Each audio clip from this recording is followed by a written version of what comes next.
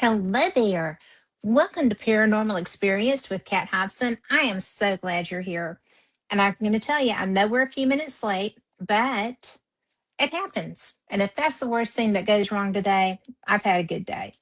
So you're going to have to excuse me because we're doing a different, I'm on an iPad because Carl liked it last week and wanted me to give it a shot. And I am.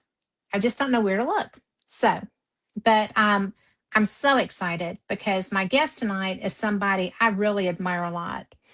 And she has had a day. So her being here is such a gift.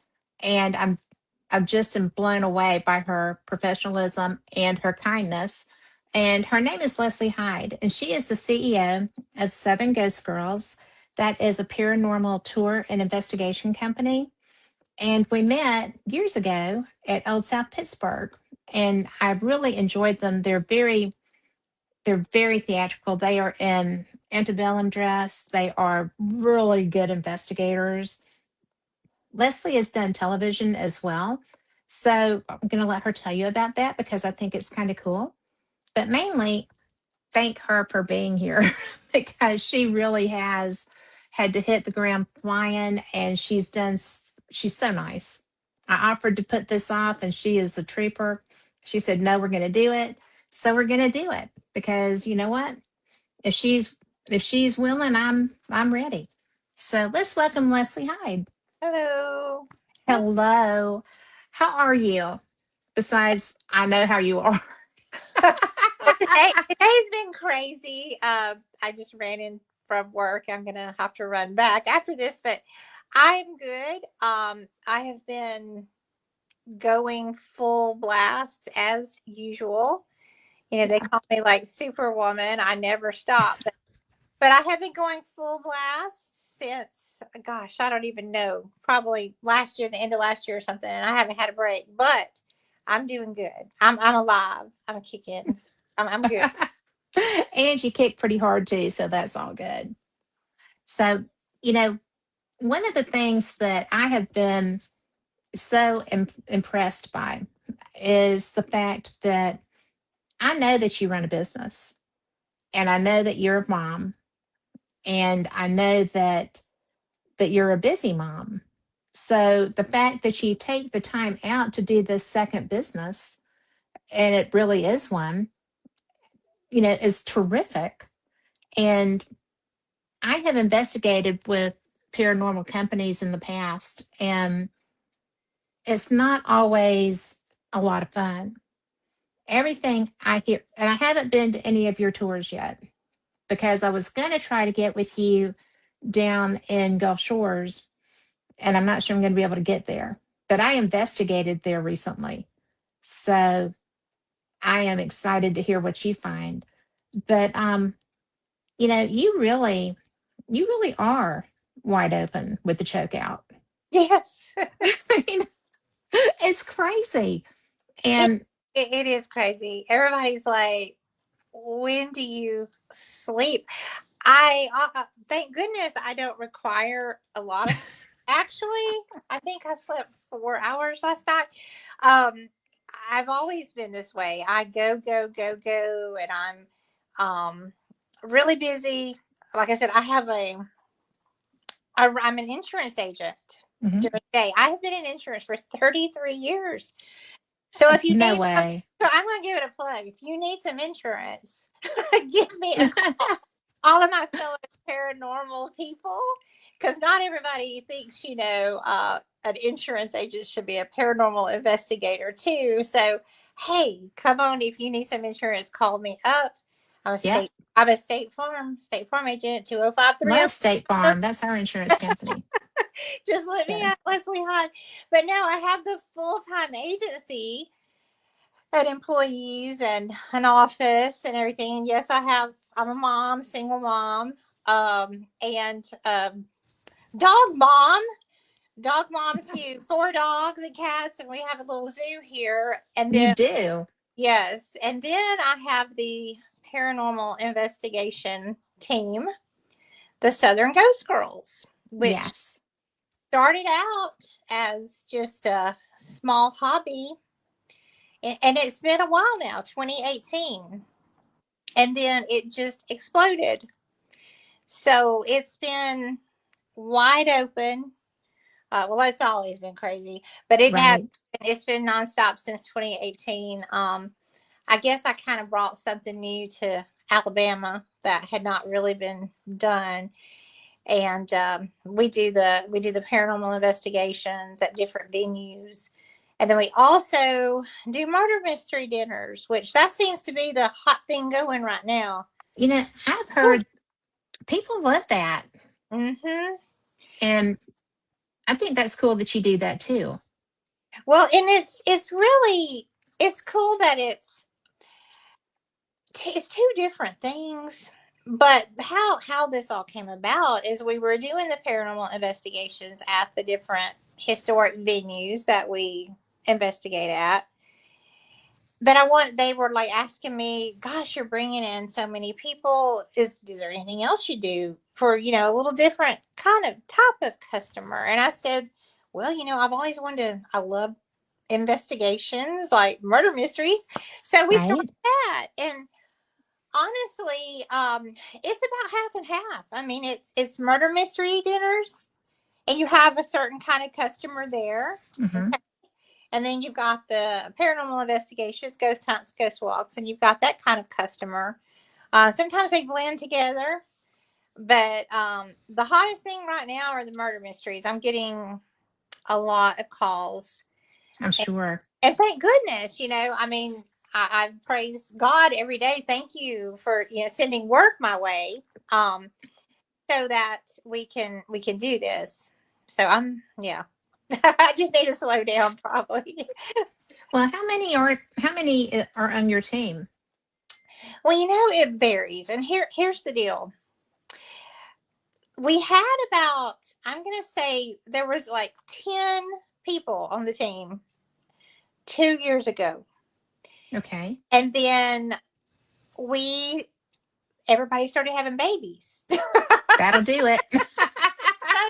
Southern Ghost Girls. So Yes. we had, I mean, there was like four of the team members were in their late 20s. And they all have gotten pregnant and had babies. So, and I understand, they really don't have time as a brand new mom to do a lot of the investigating. I Right. told them, I'm like, come back and get out. You got to do some stuff, something for yourself. Well, that's true. And it's really important. And especially first time moms don't get that, No, and but it's really important. you got to have some space. But it's funny. So we're down. We have some of the original members. Sherry is still, with us. Mhm. But we've actually got a couple of guys now that That's are not a bad idea. Southern Ghost Girls and a guy. That's what we always Yes. think about. And no, but they've been good. Zach and Mark, they've been helping, and it's been good. And we've literally been so busy. Like, I have to have one crew one place, and we'll have another crew somewhere else. So Wow. it's been a lot. But people need to raise money, so we take the work. I get that. I used to work for the American Cancer Society in their state office, and they always need money. so, I, so yeah, the girls, we've seen some girls come and go, and different, they've moved. I mean, I lost Michaela moved to Florida, oh, and I really loved Michaela. She was really a great and I investigator, remember her. She was a great investigator. and she moved to Florida, and so she's down there with Mickey and Minnie now. um but I've said, come back if you can, if you're ever up in Alabama or Georgia. Um but yeah, it's been pretty much Ghost Girls and Guys now. And I'm like, am I going to have to change my name? I mean, I don't, Yeah. I don't know. But the guys are Guest girls and gentlemen, right? we're really not girls. So anyway, Well, I think that I think it's fun. And if you ever need a spare, just let me know. I will come investigate with you anytime. For real. But We're going to Gulf Shores this weekend. I know because So, I did. I just investigated the house a couple of months ago. We just went in one day, and the historical society there. I love Bon Secure anyway, yes. and so and just so you know, um, the tin top now has a raspberry um, Oh, creme brulee the for their tip top desserts. is so good. It Yes, is it is. good. It's so good. It's for Sunday brunch. Is really, really. Hmm. Yes, it But is. we'll be back there this weekend, Friday and Saturday. Um, it's a magnificent place, and Yes. we've gotten and documented. I mean, it's on film, it's recorded. We have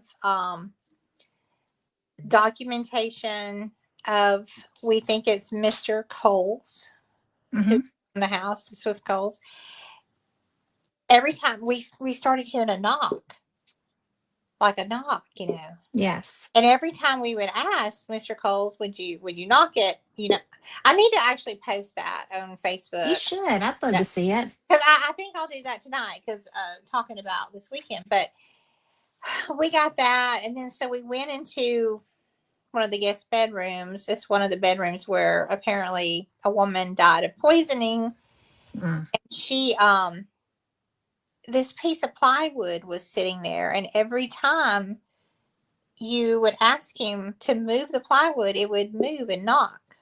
So that was really interesting. Um, I spent the night in the house.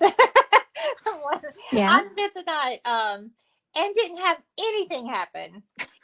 Not one thing. We didn't get any evidence. But then there's been other times where we did definitely get some EVPs of a little girl's Hmm. voice in the upstairs bedroom.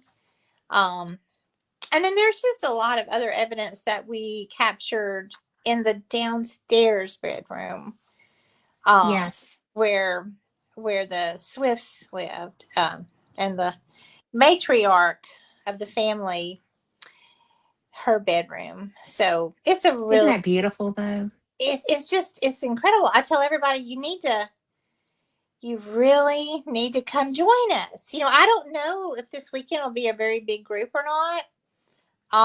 It's kind of off season, but Have you advertised down in Gulf Shores? oh, I've advertised. Yeah, I've been advertising. We've been advertising, but I know. Because the snowbirds are in. Yes, I know. Well, last So last year in February we did it, and we had probably 50 people. It was crazy, but this year well, we're struggling. But I it's Mardi Gras, but and I it's think parade week too. I think people have been Mardi Gras out and Valentine's out, and it's just like they need a break.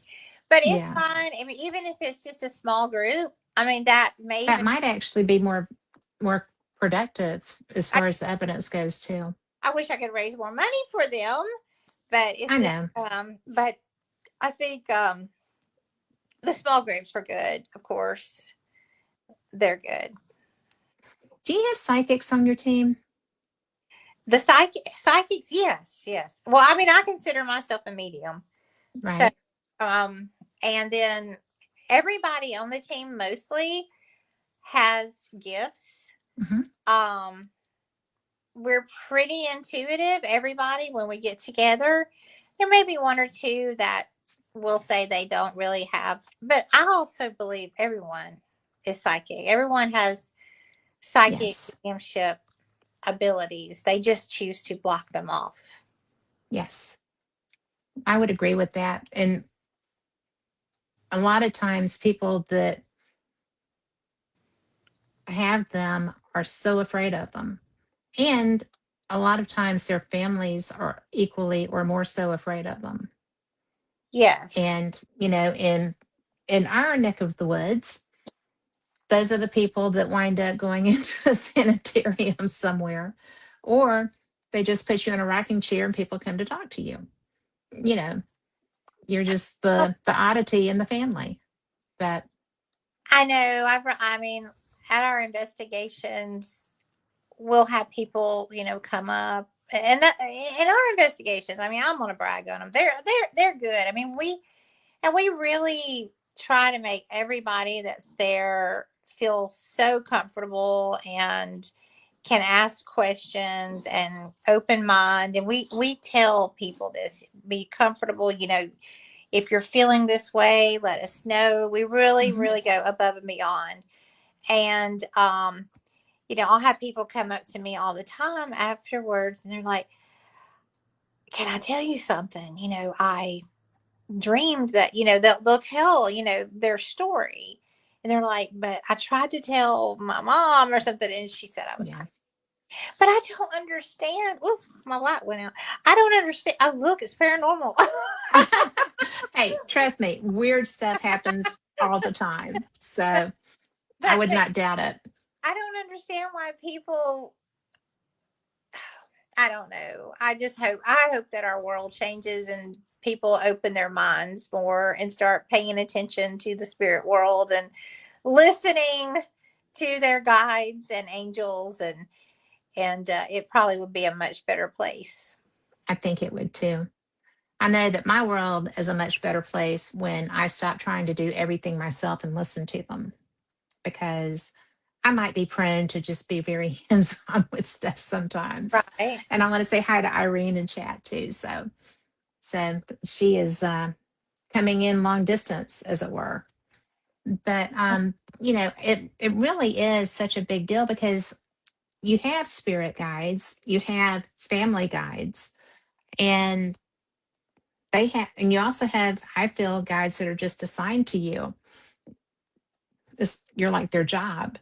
And I feel like that is very, I mean, it's such a gift to have them.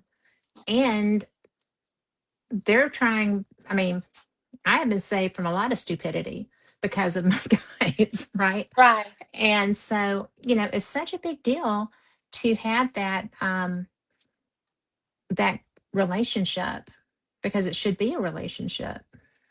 Yeah. But and sometimes, if I mean, you go into older places, and have you been to the Drury House or the Drish House in Tuscaloosa? Oh yeah.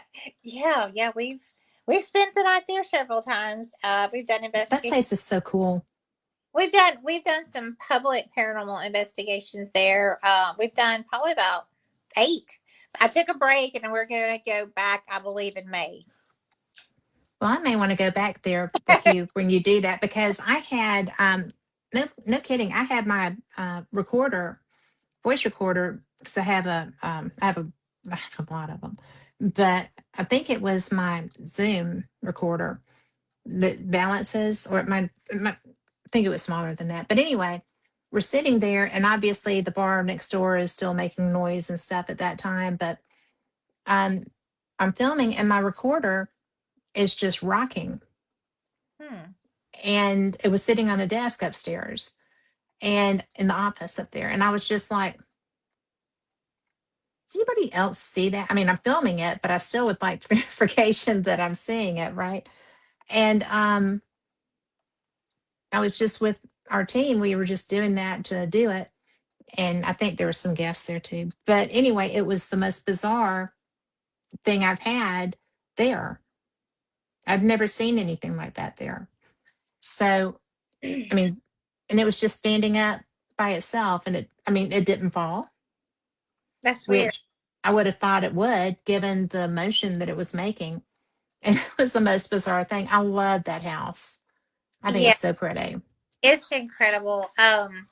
It's another one, and it was part of the 13 Alabama Ghost and Jeffrey Hmm. series, and Mr. Yeah. Mystery. But we spent the night there. Well, we've done. I mean, like I said, we've probably done about 8 paranormal public investigations there. Hmm. And on the public, we got some good evidence, but we really got some good evidence when we spent the night. Yeah. We heard like scratching outside. like on the door. Like we were in the bride's room, they call it, Mm-hmm. the female Yeah. side, and you could hear like scratching on the door. Now, of course, everybody was like freaking out, but Yeah. you heard footsteps come up. Now, none of us got it recorded, which is so sad because it was in the middle of the night. Like we were Well, literally, sure. Yeah, you weren't looking for that. but we did get recorded the Whistler. And there is a Whistler. Yes. Did y'all hear the Whistler? Yes. So the Whistler is, The Whistler is real. and like we would be downstairs near the stairwell, and you'll hear, just it's so weird. And it Yeah. sounds like it's coming from like the kitchen area or something, but we've walked all over the place trying to debunk it, trying to find out, Yeah. it's, Checking windows. We checked yeah, windows and stuff. I mean, because I couldn't find a reason. no, but the Whistler is there. We have him recorded, for sure. And oh my goodness, my dog is. I'm gonna have to go let him out. That's okay. He's knocking on the door. But one weird thing that happened to us there was we spent the. I was not there. I'm sorry, I was not there that night. But some other team members spent the night, and the next morning, Nika, the owner, called and she said, "Hey, were y'all in our office?" And I was thinking, well, no, nobody would have went in the office. Right. Everybody just was sleeping, on the couch or floor.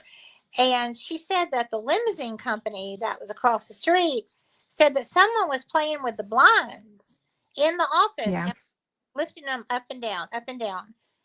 And I asked the three girls that were, that had spent the night, I was like, did y'all go in the office? I mean, we know going to the office, that's off limits. Right. And they were like, no, what happened? And so I told them about that the blinds kept going up and down. So, so that's a really cool place. And then when we do our public investigations, we'll be there, I think, May 9th. I think so. That's the date. But we go to the graveyard that the Drishes are buried. Right. And we investigate around their grave.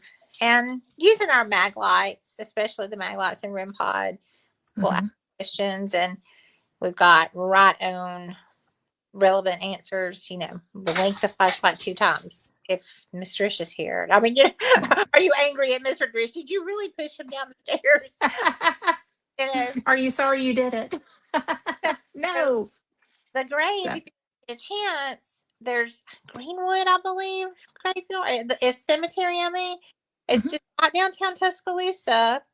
And they have a very unassuming tombstone for someone that, had such a grandiose house and, you know, Yeah. everything. Their tombstone is very small and just nondescript, you know.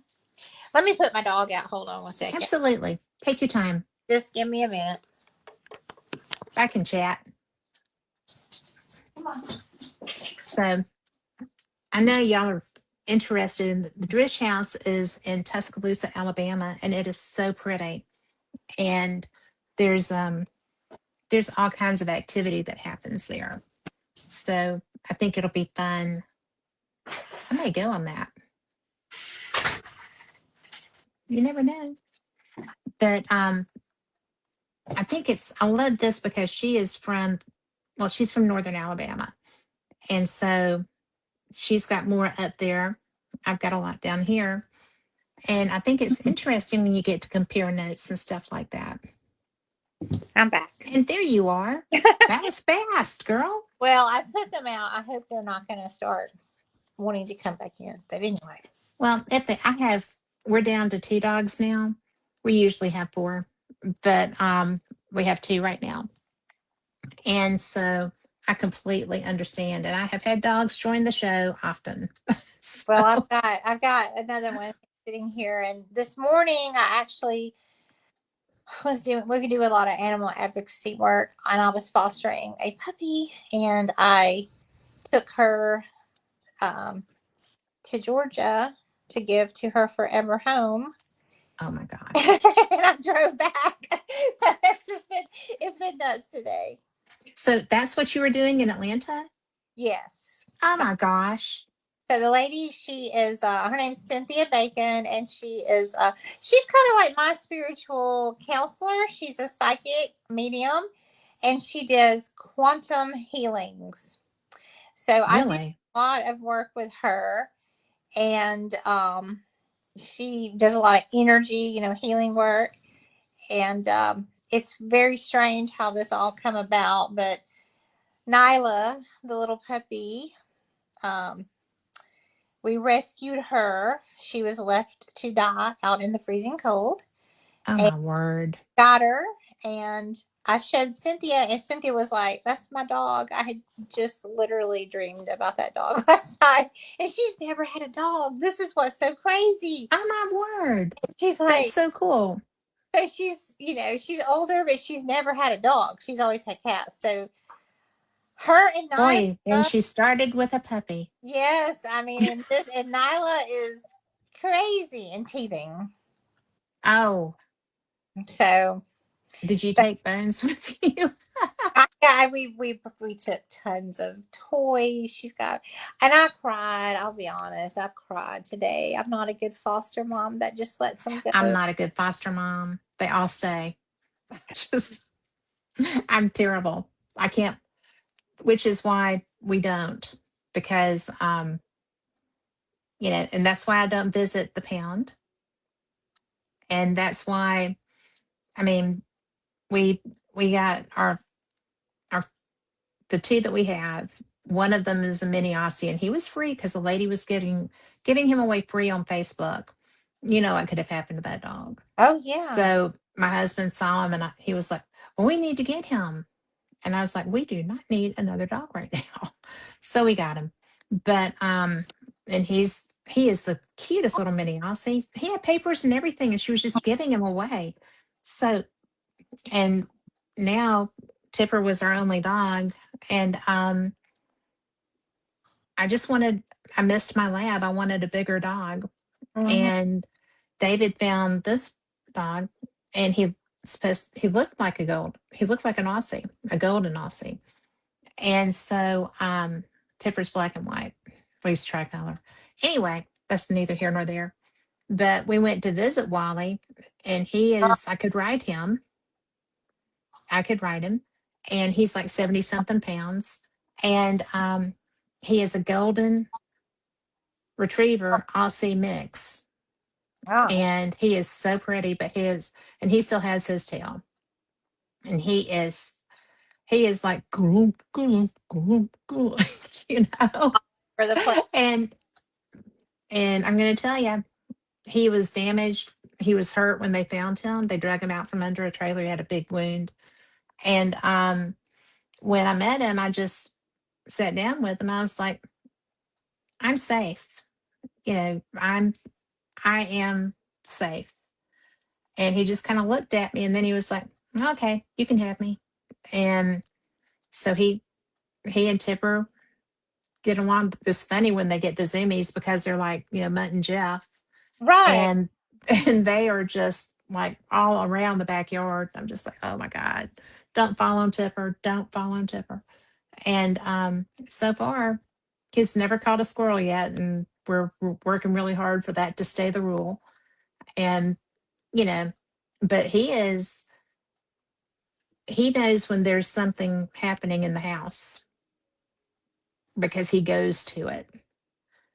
And mainly it's dogs because we've lost 7 dogs and 6 dogs. But it's Wally's 8th. But it's just kind of like it's okay. They're here. They're Okay. just play with them. Just play. They'll play.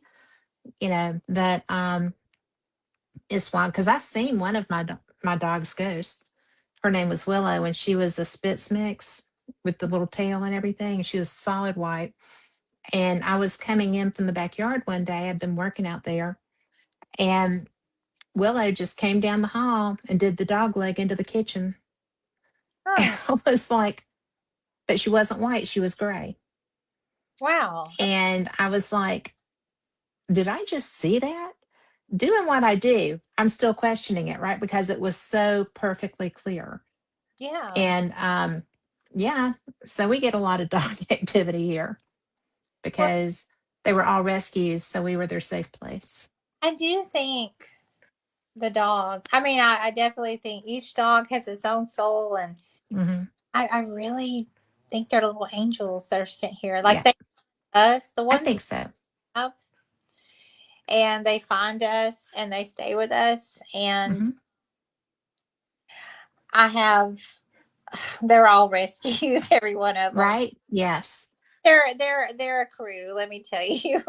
But I have Theo, and he's a standard poodle, and he's gorgeous. Oh my gosh, he is 80 pound red royal standard. Oh, he's red. Yes, and Oh, he they're uh so pretty. he just turned 10 on Valentine's Day, and I've had him since he was 1. And we talk about people. I just, I don't understand people. I'm just, especially Mm-mm. ones that don't see animals with, the love and light and angelic beings they are. Yeah. But his owner, I mean, this Theo she paid, I believe, $6,000 for him. And he was from Idaho, and he had his mom and dad were like champion dog show poodles. And this lady here in Alabama had purchased Theo as a puppy, and then they did a test on him to see if he could possibly have hip dysplasia with, the AKC. I guess that when they get a certain age, they have to get registered. I don't know. Ah. But on the test, it said that he could possibly have hip dysplasia. Okay. So she didn't want him then. She did not want him. And she told the vet to euthanize him. A $6,000 one Oh my God. standard poodle. Now, and so there goes my light again. So the whole weird thing about it was I've always wanted a poodle ever since I was a little girl. But I mean, I'm not going to go buy a six I thousand. understand. Yeah. And the vet, I had just had surgery or something, and the vet called and said, Leslie, um, do you want a poodle, like a standard poodle? I know you've always wanted one. And I'm like, yes. And he's like, I have one, but I need you to come get it right now. So I literally was still not even supposed to be driving. I don't think. I don't even remember how I got. I think maybe my mom took me to the vet, but we got Theo, and she was going to euthanize him and have it as a tax write off because she was a breeder. Oh dear gosh. And I'm just not understanding. I mean, I can't get inside people's heads like that. Well, it's a good thing that you can't. I mean, because that's bad. But people do I'm this. sorry. I know. I Nuts. don't understand it either. And I want to Um, say hi to April. Hey, April. hello. But I don't get that either. I don't understand why anybody would even contemplate that because you can place them. She It could have certainly gone out and placed that dog. it was just about money for her. Mm-hmm. It was, well, I'm not gonna be able to breed him now, so let's euthanize him, tax write off, lost. And I've had him now 10 years. Now the really sad part too is Theo. They cut his vocal cords out. Somebody did. He can't bark. So this Was was. that a surgery or was that through his breeding?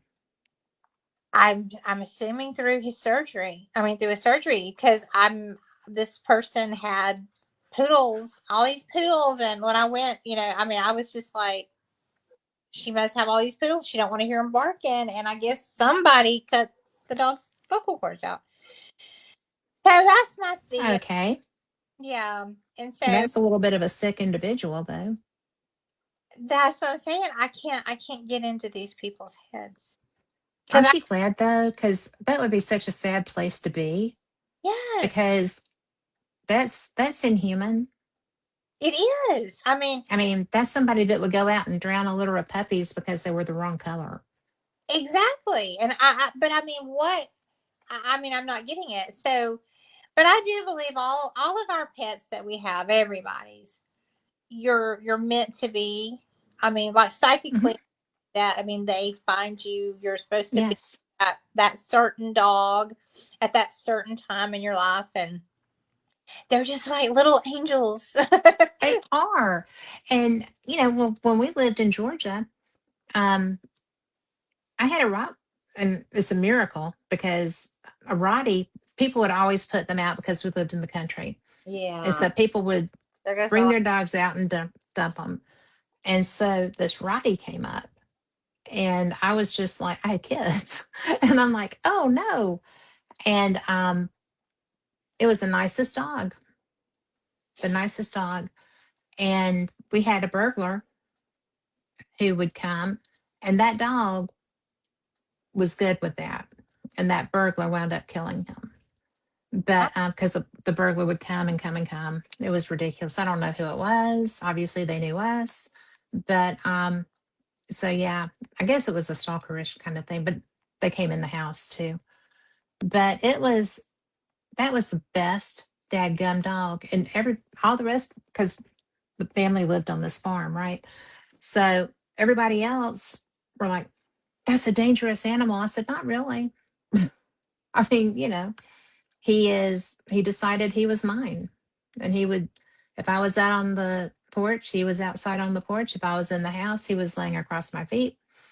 If my kids were out, he was watching them. I mean, he didn't do anything really except let me know when somebody was outside. well, So uh, yeah. I mean, some of the scary ones, they're really sweethearts.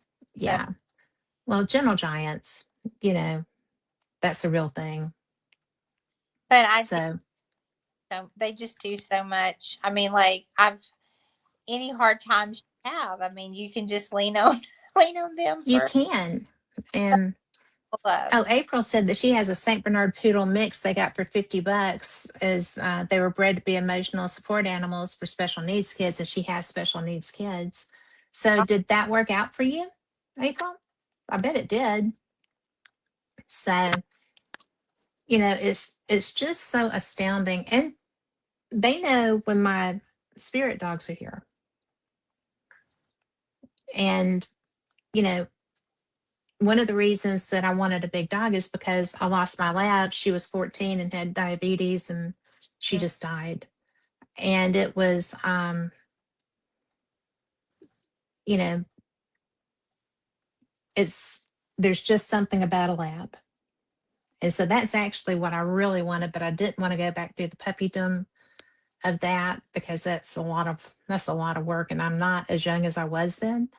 But It's a it lot. was it is a lot because labs eat everything, and Yes. then you have to get it out.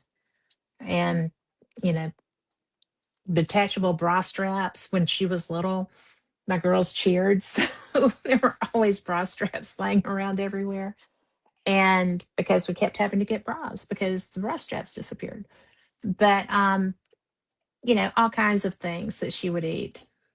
And she wound up being a really cool dog. My light. And Oh no, I sorry. see, it's okay. It's probably just wacky doodleness. I need to get some work done in here. Well, I had a black lab, Jocko, and then I have Poochie, who is part black lab. He's on the couch right here, right in front of me. But when Jocko, yes, like you were saying, like he chewed everything, Yes. and I swear to you, I mean, if you come to my house, there is not one piece of furniture that. Yes.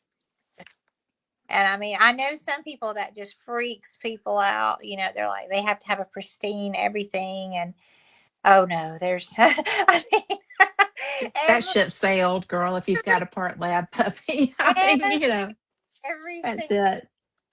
is chewed, got a hole in it. And I'm like, there's no reason to get rid of it. I mean, it's not bad. I mean, believe me, I mean, I have Well, not seen, I get that. but But but yeah, but I there mean, you can't get rid of it because it's just going to happen to the new one. exactly. Why would I go So, $5,000 for a new couch and a chair? You know, yeah. because honestly, uh, Nala, the little puppy I was fostering, she bit my toes. Yeah, I have little puncture wounds all over my toes. And Oh, she, girl. yeah, because I mean, she would just Puppy come. teeth. Yeah. And I mean, you should see it, but I mean, my toes are kind of fat looking. And Well, but because they're injured on top I, of I, I, everything. she thought they were like sausages. And I even wear flip flops in the wintertime. I don't I like, do. I yeah, live in Birkenstocks. so I don't like So, those shoes. But yeah, puppyhood is rough. but puppyhood is also fun for spirits. I mean, because they get off on that, Oh yeah, or mine in my house do, because they're all family. But it is funny because I have seen them. I've seen the dogs react to them, and Tipper's nervous. The little Aussie, he's a freak, right? Because he just has bad nerves from the family that he was with before. yeah. But yeah, he'll just be like, "Oh my god, what But is you that?" tell that they see the spirits. Absolutely, absolutely. And I'm pretty sure because Kylie was my lab's name, and Max and Willow were my older dogs. And when um when Kylie when they passed away, Kylie missed them really badly. And so you would see her see them. And it was just like, yeah, okay. And I have not seen her. I have felt her. And I have seen some of her behaviors left behind. When when you walk into the living room, there's something, a blanket messed up or whatever. But it's just so bizarre. Well, I feel like Cool. I don't have any ghost dogs here. Um, I don't feel anything in this house. Uh, Yeah. but I've had three three dogs pass away since I've lived here. And that's my problem. I always get the same dogs that are like the same age. So they Right. all pass away. But I had Chinook and Jocko and Ariel, but I really haven't seen them. I mean, I haven't felt them at all. Yeah. So I'm glad you can still sense the dogs there. That's good. Well, it was the biggest trip of all of that was when I saw Willow that day. And Yeah, that's crazy. it was just, yeah. I mean, she was just walking down the hall and then cut into the kitchen, which was what she would do. And I was just like, but we were her only safe home. Mm, I mean, it was so bad that the vet had gone and gotten her from her home, awful people. took her away. Yeah. And so my sister-in-law and her husband at the time were fostering her. And when I walked in the door, she ran over and jumped on the couch and just leaned on me like, "Where have you been?" And Judy said, "You're taking her home because she has done nothing but pace for 2 weeks, and she's sitting down and loving on you. So Mm. she is your dog." So, and that's how I got her. And we only had Max at the time. So I'm going to tell you, it was love because David had just got me a little Cabrio convertible. and it was warm and gorgeous. And I had to drive home from Gulf Shores with the top up. So Mm. I did love that dog. You So, they're, but, and they're it was New Year's and it was warm enough to have the top down. oh And I yeah. still had to drive home with it up. Yeah, I would take Jocko. I have a Mustang convertible, and I would take Jocko and Chinook when they were alive. They'd be riding in the back seat of the convertible. Um, Yeah. but yeah, I all of my dogs now, all four of them are 10. They're all like 10 years old. So You I did it again. go through it again. I mean, yeah, because like when they passed, they all passed like within a year and a half time. As the Yeah. other dogs started finding me. Yeah. But I haven't had anything. I don't. Yeah, I think they're up in heaven. They're not here at all. Yeah. Well, I think probably because ours were all, you know, from kind of rougher situations. Max wasn't. Max was, we got him as a puppy at the pound. So he had not had that, abusive thing yet. We got him before somebody could. But, everybody else came from kind of weird. Situation. Max was the pound. Willow was the situation in Gulf Shores. Bernie was a pound, but he wasn't. My daughter wanted him for her dog and then decided that he needed to be with us. I was like, thank you so much. So we had Bernie, who was wonderful. He was a Shih Tzu mix. He was like a log. And then, it's just really weird because then we got Kylie and she wasn't supposed to be mine, but wound up being mine. And she was my best friend for 14 years. Right. So, they're all my best friends, but she was my baby. Like the And baby. then, yeah. And then, got a dog named Little who was just perfect. And he ate something and it did not end well for him. Oh, that's And then it's terrible. But I mean, I had taken him to the vet and then taken Tipper out for a walk. We were on our way back to go to the car, and the vet called and said that he had just died. oh So that was like, oh dear God. So then we just had Tipper, and he was getting paranoid, right? Like, oh my God. So we got Wally.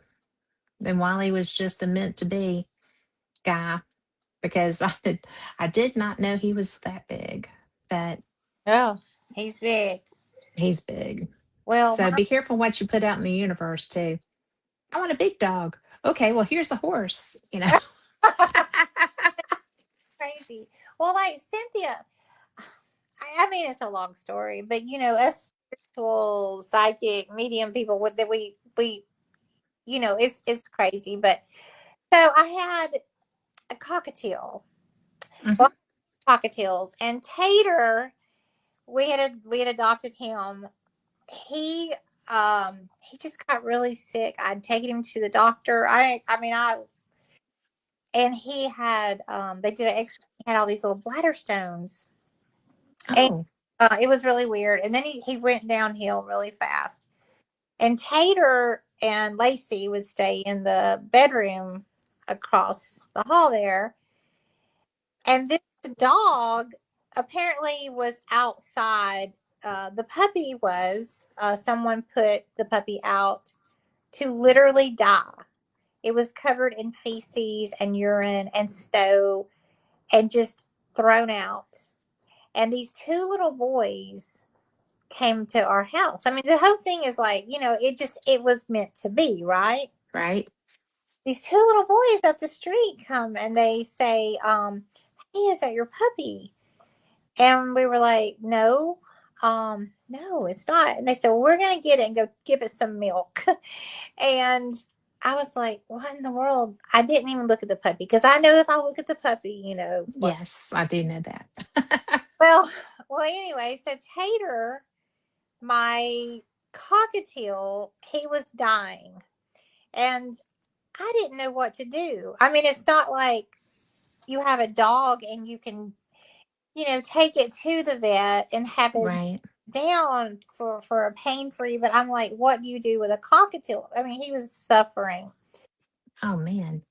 And this went on for about, I don't know, 4 hours. It was late at night, like on a Friday night. And what do you do? Do you go to emergency vet? I mean, I don't know, for a cockatiel. And so, anyway, Tater passed. And I really feel that Tater sent that dog because the dog ended up back outside and Tater just passed and we brought the puppy in. Oh I know that's all frou frou and y'all may think it's crazy, but I feel like Tater no, it's can. it's awesome. And then the weird thing is, Cynthia had been doing some energy work on Tater to try to help heal him. And he was doing pretty good when she was doing the work and everything. And then he just took a bad turn for the worse. And she said, "Oh my gosh, I literally dreamt of a dog last night, a puppy. And then I prayed that God would, send the right puppy to me. And I think Tater sent has somehow connected the universe, this puppy to me." Wow. Because it was just weird because as soon as Tater had passed, the dog shows back up in our driveway or in the street, actually, in the leaves. Yeah. And so, anyway, so I was like, well, Cynthia, I guess this is your dog. She took one look at night, like, that's my dog. So, yes, That's so cool.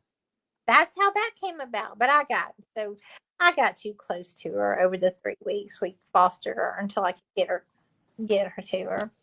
Yeah. Cried all day. I was like, but I know she's gonna be happy. I mean, Cynthia's gonna get Yeah. love. It's You know. hard though. Yes. And it's I get so blown away because people, and this is going to sound terrible, but it really is true. People look at paranormal people, non-paranormal people look at paranormal people and they're just kind of like, oh, well, you know, they have all these preconceptions of what the paranormal involves and whatever. Yeah. And when people find out that, oh, well, you do this and you do that and you love animals and and I'm like, that's a shock. I mean, what do you think I do? Stir a cauldron all day? I mean, seriously? Yeah, I think It's, I think that's what people think. I mean, I work in the love and light, and mhm, um, we're faith based. I mean, like my whole group, we're faith based group. We yeah, and people I do not delve into anything dark, but so many people, and it's so unfair. Just they think I'm some kind of, yeah, like dark entity stirring a cold, yes. and I'm like, no, I'm not And really a normal person. well, just because, I mean, you know, these gifts aren't from the dark, No, right? no, And we're created beings and we're created with what we have. And, I'll sit there and just kind of go, well, don't you know that you're just opening yourself up to, and I'm like, no, I'm not. no. I am not opening myself up to anything. I have protection and I am a Christian and I am not being attacked, yeah, or maybe attacked, but I also am not opening myself up to that. And it just drives me crazy sometimes. I'm not really sure. I mean, yeah, why people. It's just I hope that it one day goes away. And I think with the younger generation, like the kids growing up, because there are so many paranormal shows and it's really out in the Yeah. open now. I think a lot of it will change the perception of people, because they have no right to judge. You're not supposed to judge people, Mm-mm. um, Well, you're not supposed to, but I've never found that to stop people from doing it. right. But I just think, why would God give me gifts and be Hmm.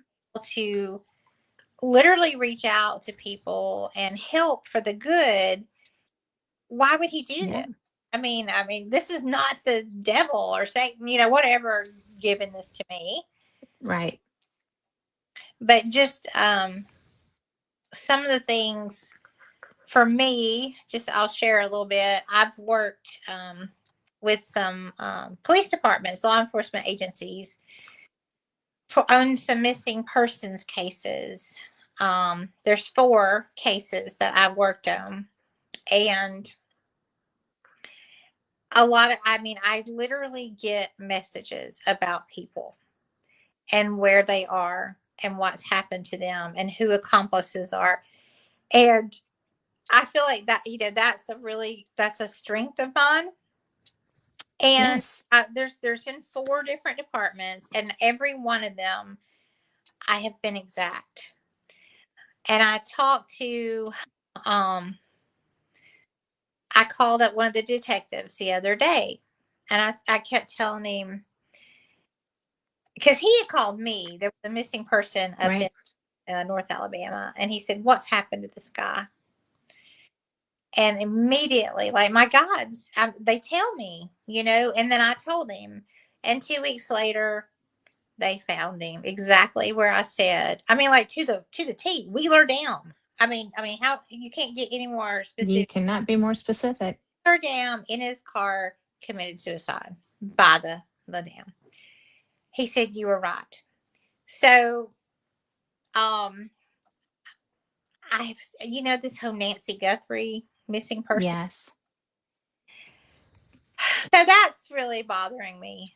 Um, because I have been having the same reoccurring dream. I had the reoccurring dream 3 nights in a row of exactly where she is. I'm not seeing what happened to her. Well, I know what happened to her, but I can see Yeah. where she is, and it bothered me so much. I called the FBI number, and they hung up on me. They said, "We will not listen to this." And I was like, "I just need to tell you, there is Yeah. something about the road or coordinates 610. You need to look at this road." And they literally slammed the phone down on my ear. "We're not taking this. You do not have a first-hand account." And they didn't even say thank you. They just hung the phone up. I guarantee you one of their asses was out there, though. They went and found whatever that was, or they are. Yeah, So, that's what drives me crazy because they will work with psychics. And I know they work with them. And, you know, well, I called that's crazy. I called the detective here, well, in Alabama, that I know, that I had worked on the other missing persons, one of the pit nursing, and he's like, "If they would only talk to you, you are exact. You are right on every time." And so I think, I feel like I have this gift. I would love to improve that gift more. I would love to work more in that, area. Um, but I got so upset because they wouldn't even listen to me. But we're gonna see. We'll see if something comes out. It's a road. I see 610. I see exactly the road. I see the color of the sand. I see the pebbles. I see the plants. Everything. And I think it's a trail or a road, but it's 610. So the detective here in Alabama, he was like, "They're not going to talk to me either." So he said he didn't have any contacts out there, and but he started researching it for me, and he did find, there's not a major, but there is a road that is kind of about 100 miles east, northeast of Nancy Guthrie's house, and it's called Road 610. And we'll see what happens. Wow. Well, maybe he could reach out to locals. Well, he I tried to even reach out to them and they wouldn't listen to me. And he said I don't think that when the FBI gets involved with like something like this, he said they won't listen to anybody right now. So it's just going to be hard and fast rules, black and white evidence. They have psychics they listen to. I think maybe they might later on. No, I mean, they work with psychics. Well, they So, need to give me a call yeah. because I literally can see what happened, where she's at, and it's bothering me so much. Well, it's a horrible, I mean, it doesn't matter who you are. That's a horrible thing to be going through as a family. And, if her daughter wasn't famous, would we know her name? No. We would not, because this happens all the time. Mm-hmm. And, you know, it, but it's really so sad because, you know, it's just the worst case scenario that you could ever come up with, you know, It's the yeah. way that it occurred. And I don't know. It's just can't charge for murder if you don't find a body. I mean, there's just so many different things, and the it has to happen. And maybe somebody, one of the people they work with, will come back with that. I have another friend in North Alabama that um, does cold case things and works with missing people things, and she has done that for ever. She's older than I am, and it's weird. We were in Gulf Shores and a child went missing in Orange Beach, and he drowned. They found him, but in the course of the search, I was with the fireman. Was it a fireman? I think it was a cop. But anyway, we were in a condo unit, and we were in a upper floor, and it looked like a murder scene. There Hmm. was red stuff that was turning brown all over the floor. It was a mess. And either they had pizzas or spaghetti or something, and it all spilled out of the garbage, or something happened there. And I was just like, we have to call somebody. And he was like, I am somebody, you know. Right. And I'm like, well, we have to report this or just make sure that everybody's okay, because this is, it doesn't smell like spaghetti. Just And, really you weird. know, it was so bizarre. And so we got a call like 10 minutes later that they had found the little boy. And I was like, are you going to tell somebody about this? He was like, nope, I'm not, Oh, because I don't have anything to report it relevant to. I said, you can find out who's in that room. I I mean, you know, well, I, yeah. I don't know. Being a detective, and I mean, like the detective that I spoke to the other day. I mean, being a detective, a lot of it has to do with gut instinct. um, so they need to start listening. But anyway, that but that they aren't. that whole Nancy Guthrie thing, and with That's me, a horrible scenario. I can't believe you're getting something that clear. it's well, it's even weirder. So, and I know this is God working through me, and He's wanting my voice to be heard. No, I'm not crazy either. So, but here, this is Well, I this, know you're not crazy. and So, this is the weird thing. So, I knew who Savannah Guthrie was, but I didn't really, ever pay her any attention, or I really didn't know who she was. I don't, um, watch TV that early in the morning. She's on the Today Show. oh, And okay. I, it was 2 weeks before, exactly 2 weeks before this happened to her mom. I woke up on a Sunday. We had a ghost hunt the night before. I was exhausted. I actually slept about 11, and I woke up and I just reached for my phone, and there was the news break or whatever, not Newsbreak, but it may have been Newsbreak, popped up on my phone as soon as I opened it up. And it said, Savannah finds her voice. And I was like, huh, Savannah finds her voice. That's that Savannah Guthrie. I'm going to watch this video. And I clicked the video and I watched the news segment. She had had nodules on her vocal cords and she had had surgery. You know, she's in broadcasting. So, I mean, you Hmm. lose your voice. Big And, deal. she was losing her voice. And if you lose your voice, it's bad. And she had had surgery and she couldn't talk for 3 months.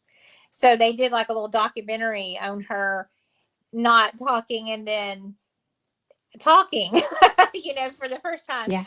And then they talked about how she is really a woman of faith and prayer and she's just light and love and she's such a good person. And I was like, huh, she really genuinely seems like a good person.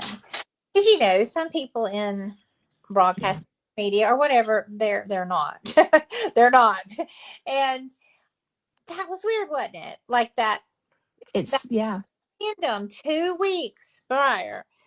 And then 2 weeks later, I wake up on Sunday and I reach for my phone, I turn it on, and there it says Savannah Guthrie's mother, Nancy, is missing. I was like, oh my God, that's Savannah Guthrie that I read about 2 weeks ago.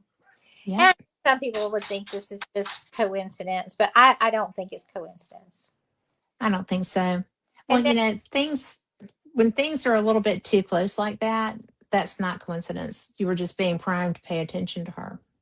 yes. And so then that's when I had the dreams 3 nights in a row. I saw exactly them going in the house, what they did, what they were wearing, what they did to her, took her out, where she is. And 610 kept going over in my head. And here's the crazy thing. I woke up, and I have witnesses to this, 3 days in a row at 610. And I am not an early riser. I am not a morning person. I wait until the second that alarm clock goes off at 7:15. But why was I waking up at 6:10? Yeah. There is something about this. So if you're out there, if you're listening, you can talk to the FBI. Have them call me because it's just bothering me. Right. Well, Let my it dog. would. Hold on one second. I'm gonna let him. Okay.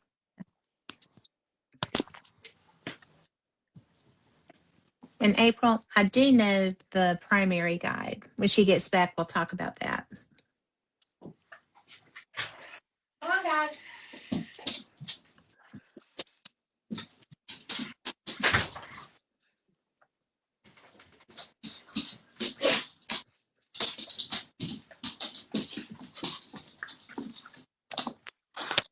Okay, I'm back.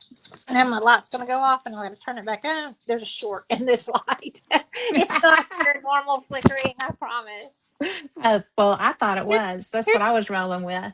Oh my gosh. Hello. This is Theo, my standard poodle. Hello, Theo. Say hello, Mama's boy. I love you too. No doubt.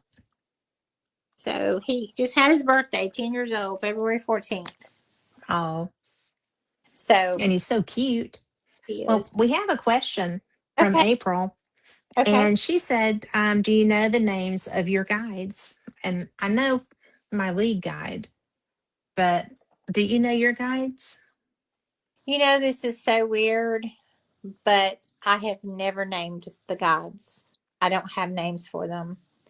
I I know. just asked one day. I feel like it's a name, and you're going to really think this is nuts. It's like a Middle Eastern name. I see it kind of starting with an A. I don't think that's weird because somebody had told me to ask before I went to sleep. And, you know, when you wake up, it'll be there. And the first time I did that, I got a name. And I'm like, that's weird. That's not right. So I, I did it again. I asked again. And I was like, I just want to be sure because, I don't want to be rude and call you the wrong thing. Right, right. And so I got the same word. Well, And I I get, thought, there is no way. It's an Algonquin. huh, And different language too. Then, yeah, it's like, I thought it was saying Algonquin like the Indians, right? hmm In Northern America. And Algonquin is, and this is so weird because I've researched and couldn't find anything else about it. And I said something to my dad about, have you ever heard of Algonquin? He's like, yeah, it's the name of a park in Brussels. I'm huh, like, what? And huh. his best friend was from Brussels. And when they would go to France, they would go to Brussels also and visit his family. And then they'd go down into uh, France. And that was a trip that he and my stepmom and John and Rosalie did every year. But it was just like, that's just weird. That's a very specific word that you would know. So what's up with that, Dad? So, you know. well, I, well, I know this sounds weird too, but everybody's gonna think I'm. But I feel like my guide is like, it's like a motherly figure, and she's Middle Eastern, but it's like Mhm. speaks to me, but I can translate it, and that has been happening to me since I was 6. I mean, if you'll watch any other podcast or whatever, I talk about that, and it's very comforting. She's very comforting, and she it's kind of like everything's okay. When I get stressed out, and um, I will literally get messages from her, but it's like a weird language. But yet I know what Mhm. she's saying. Yeah, So that is kind of unusual, though. so that's been going on since I was 6. Have you ever heard anybody else speak in that language? It just sounds like a Middle Eastern language. Um, and that's it. Yeah. But I mean, people. I mean, if reincarnation is possible, then I mean, Mhm. another life. I mean, I don't know. We don't know the exact answers to any And of we don't even have. I mean, we don't even know if we're close, right? it. So, I just, let's see.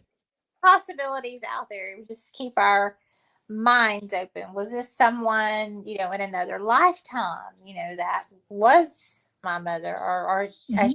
am my God? I mean, what is, who is this person? Um, but yes. And I get kind of a name, but it starts with an A, but I can't really even pronounce it. Yeah, Like, that's how I was with that. Because it's not an around here name. I mean, it's not something we hear. So I think that's interesting. But I've never gotten another name. So I just figured she must be the lead. one. So yeah, I think this one's the lead for me. It's kind of like Aaliyah or something like that. I feel, but Yeah. no, exactly. Well, that would fit in with that region, though, because that is a Middle Eastern name. It's just so weird, and I know I to me like the Middle Eastern, like the flutes, and like their music, Hmm. very soothing, very soothing. Yeah. That culture's music. If you put it on like in ancient Egypt, like music, I'll sometimes like put that on to kind of go to sleep. Yeah. So I don't know. I don't know. I don't know. We don't know. We have to just keep our mind open, and we are who we are. Well, and, it's never boring. And April says that she's asked in meditation um, when talking to guides, but she only hears angel names. And she said Ariel was the first name I heard, but she might have heard it wrong. Well, Yeah, it's hard to know. But, I thought for sure that I was hearing mine wrong. I thought, there's no way. I've never heard that word. and because I hadn't. And it's hard to, because of our human brain, the way that we look at things, it's a whole different mindset Mm. as just an average person on the street versus when you're actually opening yourself up and you're just kind of like, okay, I have no idea what I'm going to do with this. Well, But and I feel like more people than not have these things happening. mhm, They just don't talk about it. It's yeah. just suppressed, and if you say stuff, people will think you're crazy, and you'll be put in the hospital. So, Or, that would be or just turned loose on, the public. But, it's so funny because, not going to lie, um, I lost both my parents kind of quick together. And then, wound up being my mom's person when I wasn't who she wanted to be that person. Right. Her cousin was designated for that because she thought it would be too much. And then her cousin abdicated and just disappeared with all her money. oh, But yeah, really nice lady. But she has Alzheimer's, so that's an excuse for everything. But recently I thought I did, right? Because my memory went to crap. Everything was just so bizarre. And it was very quick. And so I went to get tested because I have a family history and I was paranoid, right? mm-hmm. And I wasn't able to focus like when I was investigating or if I'm reading or whatever I'm doing was just like, whoa. So I went and got tested and they were like, oh, nope, you don't have any markers for Alzheimer's, but you do have extreme adult ADHD. Hmm. And women postmenopausal stop producing collagen, and the brain needs collagen to juice it up. So I'm eating all the collagen You're, lately, you're taking. but I'm taking medication and stuff too, and it's so weird because one of the medications I sat back and I was just kind of like, okay, I'm gonna take this. We'll see what happens. And I told my husband later, I was like, there is nothing in my head. And he was like, well, I've been saying that for years. I said, shut up. But I don't have thoughts. I mean, That are like racing. nothing. I mean, I'm not doing word games in my head. I'm not solving equations in my head. I'm not, writing the great American novel in my head. I mean, Right. nothing is happening in my head. And it was the strangest thing. I thought that I broke, right? And turns out that's how most people live every day. I was just like, how are you not thinking all these things all the time? What are you accomplishing in life? And so it was so funny because since I started taking medication, I can actually solve just a puzzle, right? I don't have to be doing everything all at once, all in my da da da, and it's so bizarre to become, but it also helps interact more with spirit because I can hear. Yeah. Well, I've never been diagnosed with ADHD, but I would bet $100 that I have it because my mind does race Yeah. all the time. It just races all the time, like I have 10 million things. But I do actually have 10 million things going on in my life that I'm trying Yeah, to you do. juggle. But yes, I probably do have it, but I don't even know if I could function not being how I am. If it calmed me, I might Well, freak out. the thing, because when I was raising kids, it was a it was a good thing, right? Because I was the guy said I probably had it my entire life, but the lack of collagen just escalated everything. But because I was like you when I was younger, I was like 200 miles. I had two girls, soccer, cheerleading, dance line. My son was athletics, and then car guy, and then married, and everybody happy, and all this stuff, and ducks in a row. And you know half the time I didn't even know whose ducks they were, but they were getting in my row, and we were all going out the door doing what we needed to do, right? Because I had all these extra kids. And it was just, I sit back now and look at it, and you will too, probably, and you're just like, oh, I'm working, you know and it was just like, how the hell did I do that? I have no idea how I did that. And it's a good thing that I hadn't already gone into this whole full blown mode, because it was just like bizarre. But I understand, because you don't have time to be thinking about stuff like that when you're trying to raise kids and have a business or two, and do all the things that life demands that you do, especially as a single parent. Well, And it's I, crazy. I, I, I just, I'm just, it's all over the place. And then, like, when I do calm down, I'm dreaming, and I don't dream that often, but that's when I get those messages. And I wouldn't even call it like a dream. Dreams are different than the messages I get. And I think that must be because my mind is calm Hmm. during the deep sleep. And I can, Yeah. I mean, I'm clearly hearing it. Um, Do you have to write but it down? I have written things down, yes. Now, this Nancy Guthrie thing, I've actually been making recordings because I'm like, I'm telling you, I mean, well, when they wouldn't listen to me, um, I enlisted about the 610 road. I just started recording everything when I was getting the messages. Um, but I've done that. But yes, I wish my mind could calm down a little more. That would be good. But you say collagen helps. Maybe I need to start Call taking it.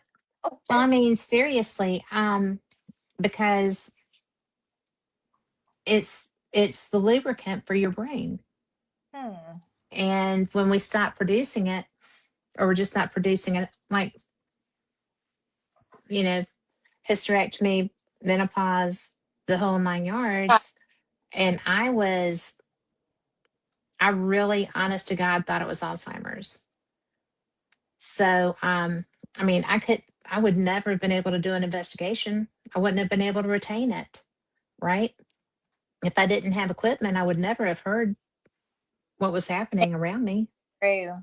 Hmm. And so, yeah, I would have had to have a voice recorder going the whole time, on the hope that something would get tired of trying to get through all the noise. And, you Well, know, there's a lot of noise, and now I mean the menopause thing. Yes, after I mean like I've not too far in the. I mean like I just kind of went through all that, and I just started out thought I was going crazy. Like I couldn't think. Like yeah, I could not remember things. Like I would be looking at a sandwich or something, and I can't remember the name of it, and I'm like I'm going crazy. But it feels like crazy. I went in and got tested, and they were like, "You are like off the charts, negative on all everything." So I am Yeah. on medication now, and it's 100% better. But I'm not taking collagen, so maybe that's something I need to do. Well, it wouldn't hurt. I mean, it's not something that's going to hurt you. So, And, just, I'll send you a link later for what a friend of mine that has had a lot of injuries and needs to keep everything lubricated hmm as a result uses. I'll send it to you, and you can see what you think about it. I just started taking it, so I don't have I don't know what it's going to do yet. But I always take collagen, but just needed a different kind of collagen Okay, well, with more let me know. types in it. We need to lubricate our brains. we Well, need our, we need it's it's so crazy. I was I mean, seriously, I could not have done an investigation, but not done a good investigation. I would not have gone to someone's home and, tried to help them at that point because I wasn't able to focus. And in order to communicate that way, I don't need a circus happening in my head. I need to be able to get in tune and, you And know, I that would never have heard someone. and that's more from the ADHD. Yeah. Yeah. Yeah. I A mean, lot of noise up there. I probably have it, but Lord, um, I need to stay away from the doctor.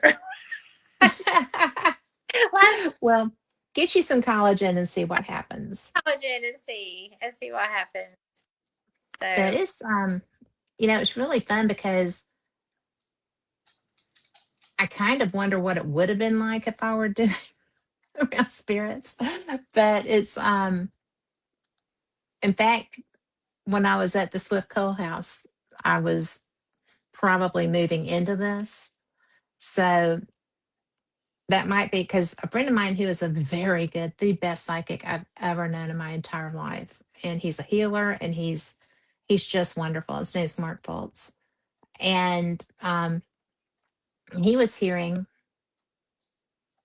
a gentleman and seeing a gentleman and, he just lets us do our thing, you know. And so I think I was hearing somebody named Kenneth. And I'm like, are you here?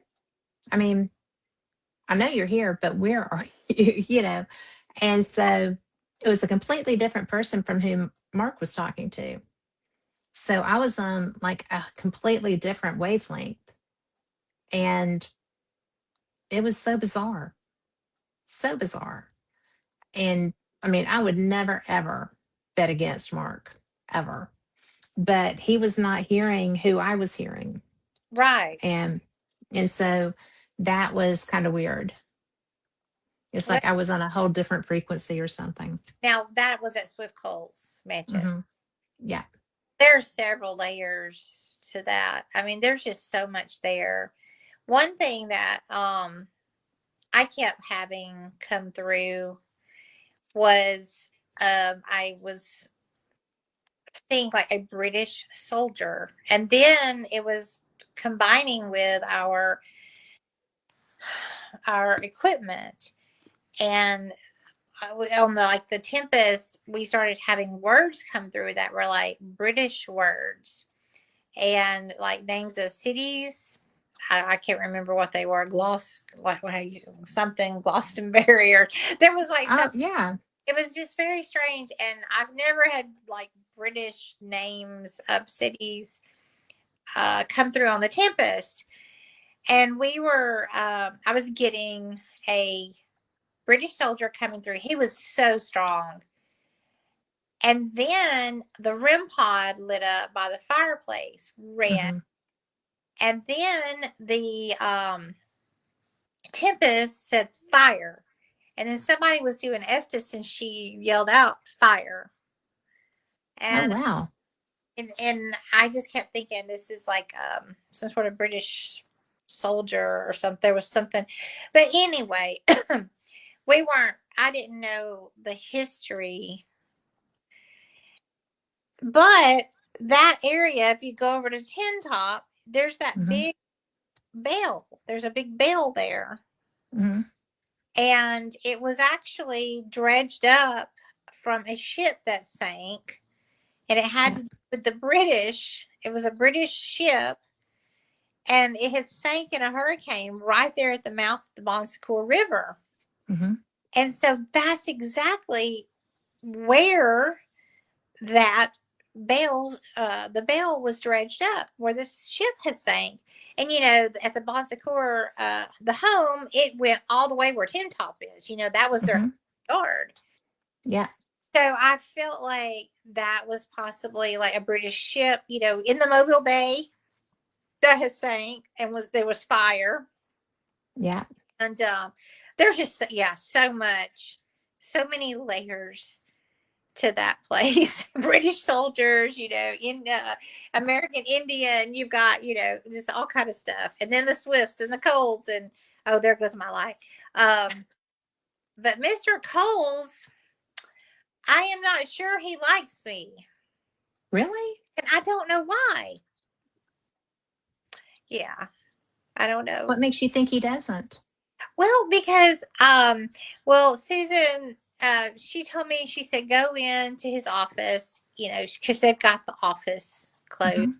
and you just walk through there. And when I walked through there, he has all this artwork in there because he was an art collector Yeah. and antique collector, and um, I was looking through all of it, and it was quite the eclectic collection of artwork. Did you go into that office part? Yeah, I did.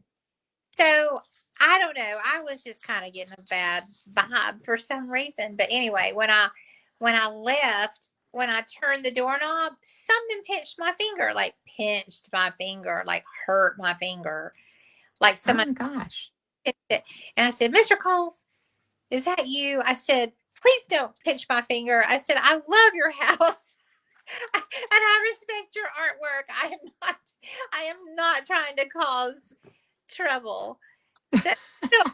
I think he almost like pinched, like scolded me or something. You know how somebody will, pinch somebody? Yeah, I don't know. So that was weird too. that is weird. But I think I'll You start know, this I for sure. think I would like to do an Estes session there. I didn't even think about trying that. Of Now, course, we just had it for the day. were you guys So, by yourself? There goes my light. I'm sorry. The light keeps oh, going. you're fine. I don't know what's, it's a short in the thing. But it was my investigation buddy Lori Dorsey and Mark Fultz, and we just went for the day. And they were in there working, and we were just in there investigating and wandering through, and it was it was good, but it I was love, interesting. I love that house. And, we like every time he would knock, we would ask him to knock, and he would knock, and then the wood would.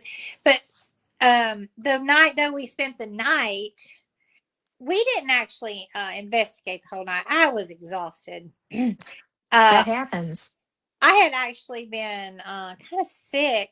I forgot what was wrong, but something had happened, and I had been sick, and we slept on that bed Hmm.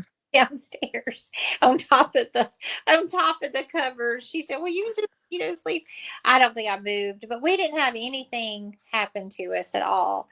And I was actually hoping something would happen. you know Right. um Susan, that's it, and it's Susan Swift. Hmm. Okay, so I was trying to remember, and I was hoping Susan would appear in the bedroom there, or something would happen, but nothing happened. Nothing. Well, you were probably so tired you wouldn't have known if it did, girl. I was so tired. Yeah. Yes, I was. And there goes my light. I see it. I was so tired. I didn't even eat brunch at the Tin Top. I just came on home. Oh, that's tired. That's tired. That is too tired. That's really tired. But But I think I've what been, day was it that you were going home? what day? Sunday. Oh, oh, that's their big blowout. Yeah, yeah, the brunch. Like it's New Orleans. Yeah, So good. yeah. So I usually try to go and grab the lunch specials during the week. I don't go too often on Sunday because everybody leaves church and goes there on Sunday. Now, yeah, it was, but it was so good anyway. Yeah, it is good food. And I saw people So Bloody Marys and stuff, and but I didn't have one of those. But they looked good. they are good. Just gonna tell you, they are good. Are good. Now Well, I have a question. I see you have a little alien behind you. I do. So, what's your thoughts on aliens Oh, that are? uh, they are for real. I mean, I do. I do another show called Fate Magazine Radio, on Hmm. Sunday nights. And the Fate magazine has been in publication since 1948. And the very first cover story in Fate magazine was the Kenneth Arnold story, the man that first saw craft, and they became saucers because he said, well, there were seven of them that looked like saucers. They were, you know, they just went right by me. So that's why we call them flying saucers. And so I have always, when I was in going into seventh grade, we had, I saw something in the sky, and my dad and was National Guard, airborne. And so they had had a jump that day, and everybody was over at our house grilling out and whatnot. And I saw something in the sky that wasn't moving. And they were like, well, and you couldn't hear it. If it was a helicopter or something, I mean, I'd watched them jump out of them all day. I knew what they were. So, yeah, that was my first time to see something. And when I said, what is that? And they all turned around and looked at it. And then they looked at each other. And then they looked at me. And my dad said, that's a helicopter. I was like, no, it's not. But it I wasn't. want, it wasn't. And so that night there were lights in our backyard behind us. And I just pulled the covers over my head because I didn't know what that was. And I knew that that wasn't good. And, my parents weren't coming. My sister was sound asleep. She never moved. And so I just, my reaction was to cover my head. I Yeah. mean, to hide from whatever that was, which was a weird reaction, really, because lights. So, fast forward to now, and I go to UFO conferences. In fact, in April, I'm going to be going to Eureka Springs, Arkansas for their UFO conference. The Ozark Mountain Publishing Company does that. And so, and I try to go every year. I think it's a really cool conference, and it's very up close. You get to have real conversations with people. It's not like alien kind of stuff where you can't get to the people talking. They're very much gate kept. So, but it's a great conference too. I mean, that one is good for experiencers because they have a lot of group sessions for that. But I just love the UFO information and the the work that's going into that now, and the acknowledgement really that this is a thing, because it is. And so that's why I had a blue alien, and he bit the big one, or somebody bit him. And it was devastating. It really was. It was devastating because I've done Fate magazine for 5 years, and I've done this show for 10 years. And so it's just kind of like, you know, weird that I'm still here, really. I love it. It's just, I And got hacked on, I got hacked so bad, and I lost Facebook. Um I lost everything. I lost my email. I lost all kinds of stuff. It took forever to recover my email because I'd had it forever. But I got it back. But I didn't get my Facebook back. I had to create a whole different, thing. So that's very frustrating. And whoever did it, I don't know what they posted, but it must have been a doozy because it was a big deal. how did you? And hmm? I mean, how did you? What happened? Somebody posted something on your Facebook. Well, it must have been because I was there. I got up the next morning and said, your Facebook has been deleted for content, blah, blah, blah, blah, blah. And I'm like, what? And and I mean, there was no, and they said, you're banned for life. And but you didn't post it. Somebody did something. No, somebody did something. And Okay. so, I was just like, well, this is just weird. So when I went back, and I was like trying to talk to them, and they're like, no, you're not getting, so workarounds, you That's know. sad that they can. I mean, that you got deleted because you Hmm. didn't post anything. Yeah. but I couldn't prove. I mean, I never got a chance to prove Mm-hmm. that I didn't. I mean, because they could have looked at IP addresses, they could have done whatever, and they were just like, it was just immediate. Like I woke up one morning and it was gone. So that was weird. That was really weird. When did that happen? 2 years ago, maybe. It hasn't been very long. That's crazy. So I went from having like, thousands of followers and friends and everything. I lost all of that. So it was bizarre. And it was really very sudden. Hmm. I mean, I just was blown away. And I had been doing just audio only, like StreamYard, not StreamYard. I can't remember the name of that. Carl, what's the name of that platform? But Spreaker, Spreaker.com. And I mean, they're still out there, but it's just the way. And you can't be mad because you can't do anything about it. You just go and do what you can after. Yeah. And so that's what I did.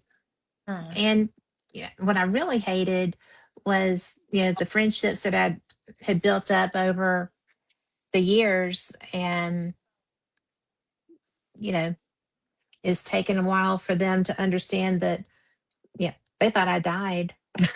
A lot of people thought I died. And I'm like, no, I'm still kicking so far. So, yeah, but when I came I, back on, I it was like, hi, this is me. Hi, oh, this is me. yeah. And That's it crazy. was it was crazy. And, you know, you live and you learn. You just I never Was this I a back everything up now. was it a business page or? It was my personal page and my show pages. Hmm. Everything that was relevant and tied to my person there. Oh It gosh. was wild. Yeah, it was nuts. So it was now I just, you know, back up stuff and keep up with stuff, and which was really fun when I got ADHD. Oh, So it was just like, ah. crazy. So it's just the most bizarre thing. But it was a learning curve. I just I don't do a whole lot, but I have friends that show up and listen, and they'll listen, during the week. They'll hit my YouTube or whatever, and oh, this was that. So you may get questions later, but it's just really bizarre and fun, and never going to hopefully go through that again. All right. No, Well, you I can say that's not paranormal, but it looks that's paranormal as all get out. some kind of short then. Yeah, I understand that, but it's really fun. Well, going back to the aliens. What else do you want to know? Well, when I think people, certain people. I'm just open to it. If it's gonna happen, it's gonna happen, right? And Right? I've had so many experiences that people really would think I'm crazy, you know. Um, Not anymore, really. but like when I was 16 or 17. I can't remember. Maybe 16, 17, 18. I was in I was in high school, and I took ballet, and I was on the way. I can't remember if it was junior year, senior year, but I was on my way to ballet practice. And and we have to go through this long, winding, excuse me, country road, to get to the city, Gardendale, back Oh, then. okay. That's where my dad grew up. Okay, so I was on Fieldstown Road, and this was before Hmm. they developed all these houses everywhere. Right. But anyway, so I was going and I looked up in the sky and to my left, and there was just this really weird, big, bright white light, kind of like a saucer. And it was Right. to my left, and it was just like hovering in the sky. Now I am literally in the middle of nowhere, feeling like, and I was like, the first thought was, oh my God, that's like a UFO. And I just kept driving and driving. And Yeah. I LA, and I was like, oh my gosh, everybody, I just saw a UFO. And they literally like ostracized me. I was No way. Oh my gosh. weren't my friends anymore. I was just like exiled from That's awful. ballet because they thought I was crazy. But the crazy thing about it is the next morning, it was the headline, when we still had newspapers, Mm-hmm. headline on the Birmingham News that these strange, like UFO lights had been seen in Fife, Alabama. Do you know anything about the Fife? Yes. So, Yes, I do. and Was there was, that same period? it was the same night. So Get out. the light that I saw in Gardendale, this it looked exactly like it was in Fife, Alabama. I mean, it was on. Apparently, lots of people saw that. Lots of people saw. They actually have a day celebrating it in Fife now every year. And I guess that was 1988 or 89 or something. Hmm. And yeah, it was like in the paper, and it was on, like, I remember, like, Channel 6 or whatever we were. Yeah. They Tom York. they did a, you know last night there were, lights shining in the light. People have seen UFOs, like, but see, everybody just thought I was crazy. Did Um, they ever come around after they found out that that was, so I a real thing?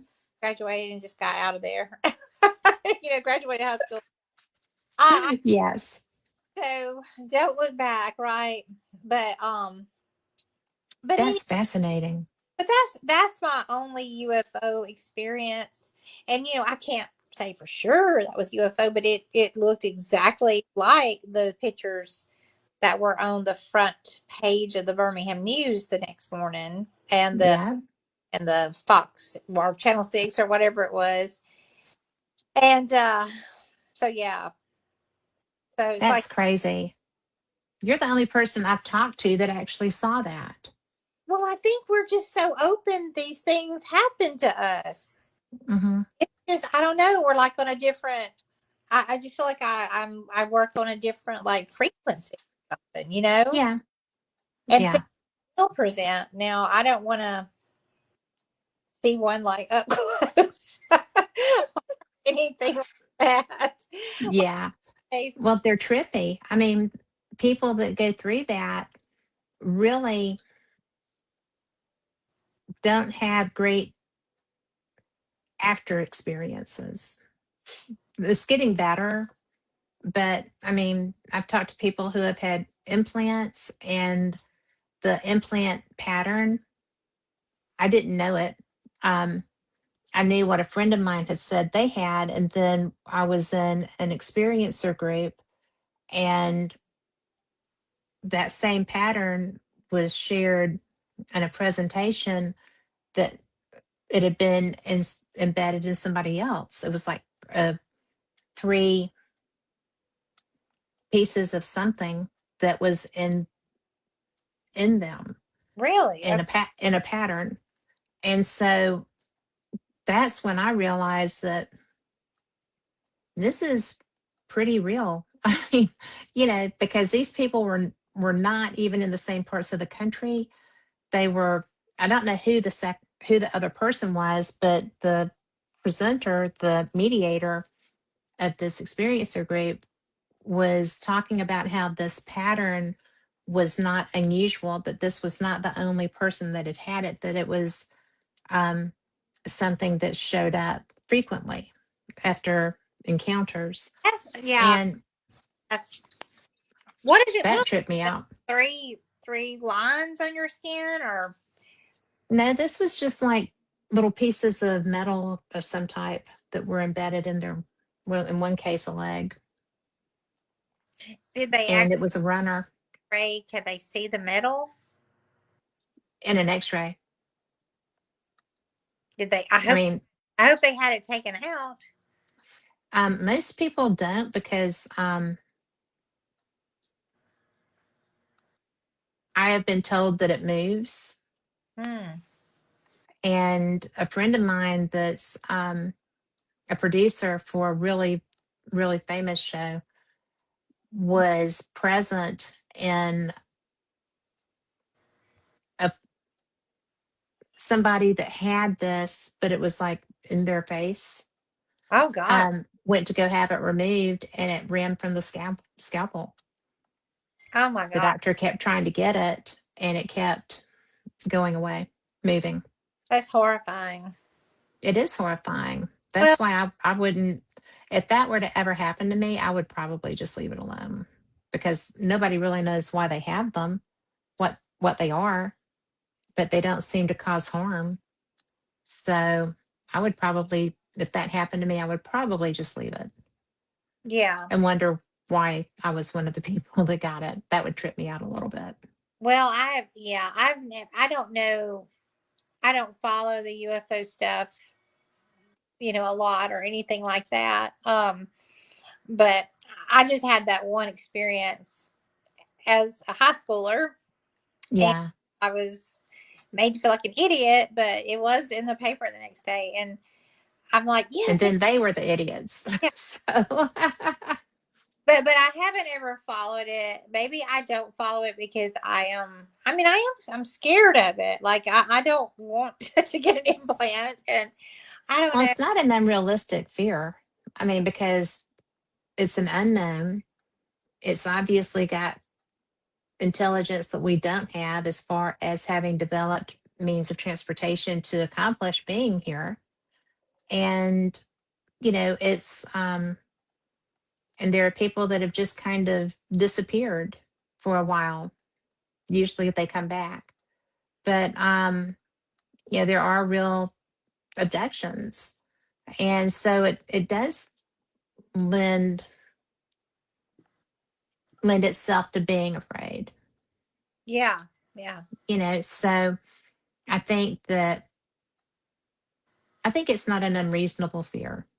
I don't think it's something that should be, all consuming fear. I mean, it's Uh, not that kind of a thing, like try to but it, stay away. I don't follow it. I think if I started yeah, feeling I, that's much, then yeah, I would develop like, oh my gosh. I think you would not because the more that I've done it, um, the more interesting it is that the more ridiculous it is that we're not trusted with the information that's out there. See, I There's a lot of information out there, and it's don't, just so annoying that the government. you know.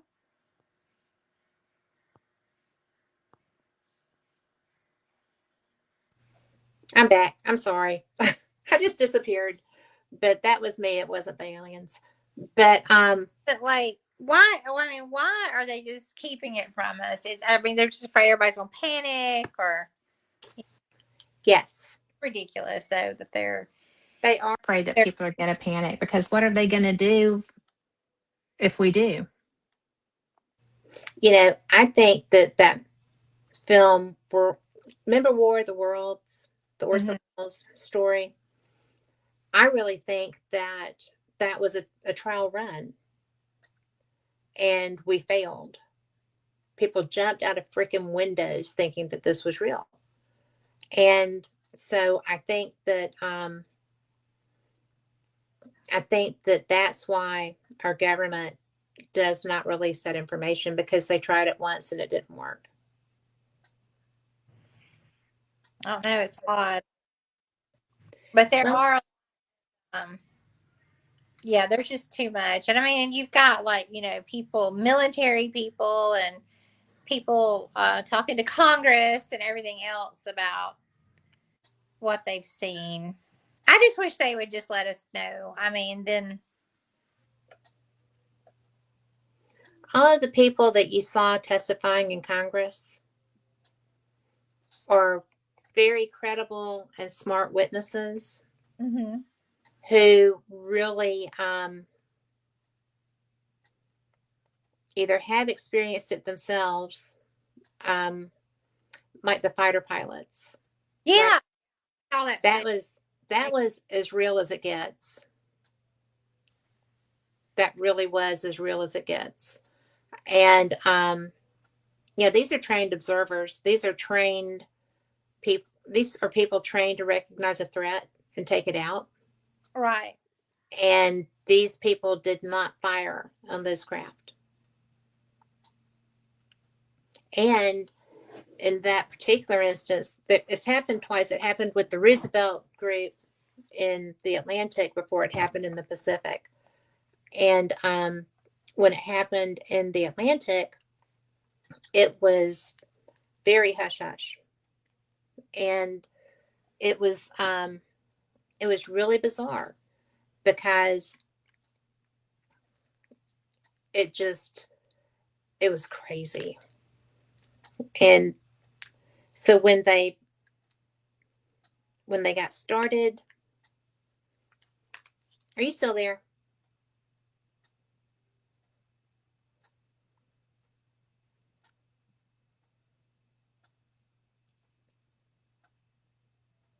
Carl, did we lose her?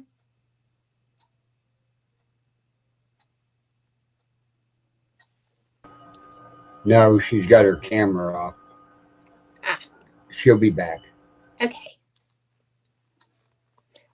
So we haven't lost her. She's still there. She's trying to get back. She's sitting in the dark. And I am trying to get this to work back again. But when I was talking about that, it's so interesting because no one would ever have thought that was a real thing. And Now we lost her. okay, well, she probably just realized that something was screwy with her system. But I am going to just go ahead and say that the stuff that happened in the Atlantic and the stuff that happened in the Pacific, and I'm trying to get this thing off of here. But that was something that there were fleets of the craft that we don't know what they were in both instances. And there still are fleets when that stuff goes on. And there's Leslie. I Hey. sitting here and it went out. So Well, I was just saying that in all of those instances that it was there were fleets of craft both in yeah, the Atlantic and the Pacific, and they weren't readily visible, right? I mean, they were like hazy in the Atlantic. They could not ascertain what was there. They didn't have the radar developed yet that they used in the Pacific with the Nimitz group. But it was just really a thing. And if you come back, we'll talk about UFOs more because we're out of time. yeah, the UFO thing. I want to go like that conference you're talking about. That sounds really interesting. Well, I will give you. I have a bed. You can go to Arkansas with me. I have a spare bed in my room, but because usually my friend Lori goes with me, but she's bought that condo in Gulf Shores and she's fixing it up and she's not traveling right now. Okay. But it's yeah, we can. I'll hook you up with the different ones, and we can. This one really is the best one just to meet people and to learn stuff. Because the others are really, really big and a lot of information all at one time, and they can be overwhelming to start with because you don't know where to go. But like the one in California that I love, the Alien Con, not Alien Con, Contact in the Desert, but Alien Con is the Ancient Aliens guys, but Contact in the Desert is everybody. But I got to have a session with the Crystal Skull there the last time I was out there. Oh wow. And that was cool. That was very cool. And the man just gifted it to me. The man that owns the Oh, wow. crystal. That's good. That's crazy. It was cool. I mean, it was not something that was on my, you know, checklist for that. Wasn't on my card, It just but it was still cool. oh, But I have to tell you how impressed I am with you because I know that you had the day from Hades that's crazy. and you're still here. So thank you for that. I'm here. Hey, when I commit to something, I commit to something. I've just been, Well, I've just been ragged today. I just haven't stopped. And yeah. my son did just show up, came upstairs and goes, "Mom, I'm hungry." Well, go feed him. I can't tell you how much I enjoyed this, and I will come and play with you. I would love to come to one Um, of your events. you need to. We're doing that Atrox. We're doing Atrox Factory again, March 13th. Well, I used to work there, volunteer, and I I would love to go and do like a real investigation. I did do an investigation, but it was kind of subterfuge. But yeah, I would love to come and do it. We did it last the 13th, February 13th, and we got a disembodied piano, and the dead bell went off at the same time in unison. But that place is haunted. We've got recorded disembodied voices. They're like men talking. They're like, "Hey," it's crazy. We've tried to debunk it. We've looked everywhere. There's nothing that could be causing those Well, voices come through like that. I used to get to monster some as well as doing my, volunteering for the cheerleaders thing. But being a monster there is so much fun.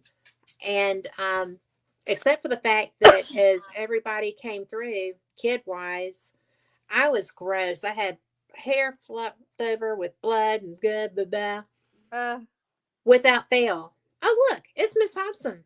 oh, they would recognize I you. was like, shut up. So, yeah, but there has been so many. I mean, the UAB football team came through head to ass all the way through because Ah, they were just, and they came over the thing because I was a clown that night and they said, get the girls up because the UAB football team is coming through and they are a freight train. They never slowed down the whole time. never. So that was fun. But, you know, there's a lot of fear that has happened there, and fear is energy. And Mm, ah, so whatever else is there would have been fed by that and grown over time. I really believe that's how that works. So it's a lot there. yeah. And what day was it that you're going to be there? We'll be there. It's a public investigation. It is and Atrox is selling the tickets. It's March 13th, Friday the 13th. Well, I will come to that. I don't think I have anywhere else I'm going to be. So I will get with you on where to get a ticket and all that other good stuff. Okay. So I Sounds think that would be great. sounds good. Do you bring your own equipment? Oh, you can bring your own. Yeah, sure. Okay. I mean, we provide, tons of equipment, but bring your own if you have it. Do you like your dead bell? I do. You just have to turn it down because if not, it just kind of picks up everything. Right. But I like it because it will. You can tell if you're just kind of getting false readings and it's going off. But if you got it turned down and you are asking specific questions like ring the bell 3 times, or it does it when you're really communicating with something Right. or Well, I something. used one. They had one at the Basin Inn Hotel up in Arkansas and Eureka Springs. And we did an investigation up there last year and they had a bell. And that was very effective and it was pretty responsive. It was, I mean, I love it. I really do. I mean, I use it, and I've got the spirit candle that I use too now. Okay. So the dead bell and the spirit candle. So I like both of those. If this paranormal investigation equipment wasn't so darn expensive. Yeah. Yeah. But you know what? If it works, it's worth it. So it's really cool. Well, I guess we're out of time, and I guess I need to go try to find Colin some food. Feed that child. He's gonna starve to death. So, but I'm so glad we got to talk. I am too. And, you know, I have wanted to do this for a long time. I'm glad it worked out. Well, just I'm here, and then we've got our other team members too. If you ever want to talk to them, I will. I will get with you to get with them. So thanks. okay. All Well, right. you send me the link to this so I can post it on Facebook and We'll do so that. And just thanks again. you're welcome. I mean, I loved it. Me Always too. willing to talk. Well, next time we will do it on a slower day for you. Well, I'm glad I made it here. I am too. So, I'm like running around, but I made it. yeah. So, Well, be okay. safe You and too. take care. I will see you soon. Bye bye. Yes. Bye. And for everyone listening, thank you so much. We will talk to you next time. Same cat time, same cat channel. Good night.